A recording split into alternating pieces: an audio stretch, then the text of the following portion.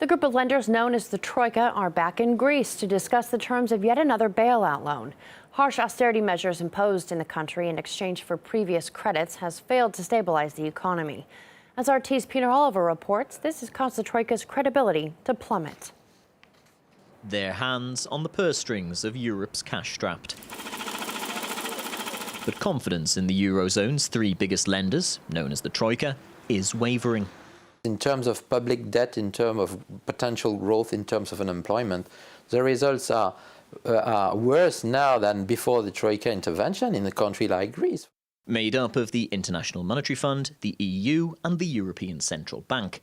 The idea behind the Troika was to get the most indebted Eurozone nations back on an even keel through bailouts and at times crippling austerity measures. Ireland became the first to leave the bailout programme at the end of last year, not before cutting €30 billion from the budget and seeing salaries squeezed by 20%.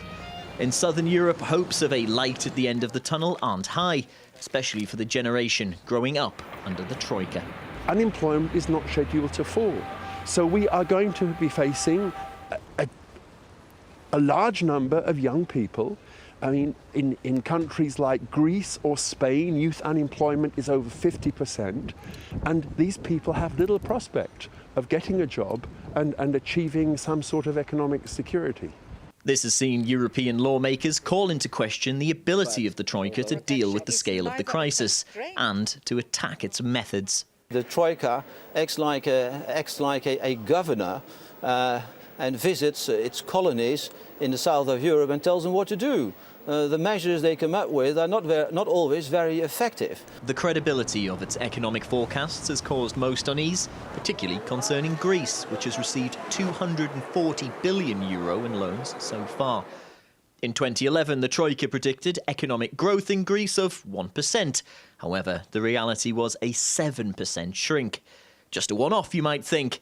Then, in 2012, they predicted 2% growth, which ended up as a further 4% downturn.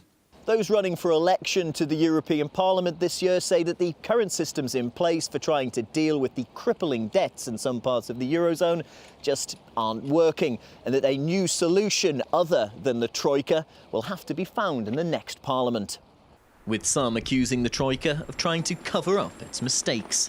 There is quite a bit of propaganda going on right now, trying to make people believe that there is an improvement in those southern European countries. In fact, there's no improvement that I can see, because the debt situation is worse than ever. The banking crisis is still not resolved. An inquiry into the Troika's handling of the crisis could publish its findings in late April, a month before Europeans vote in the next EU Parliament. Peter Oliver, RT Germany.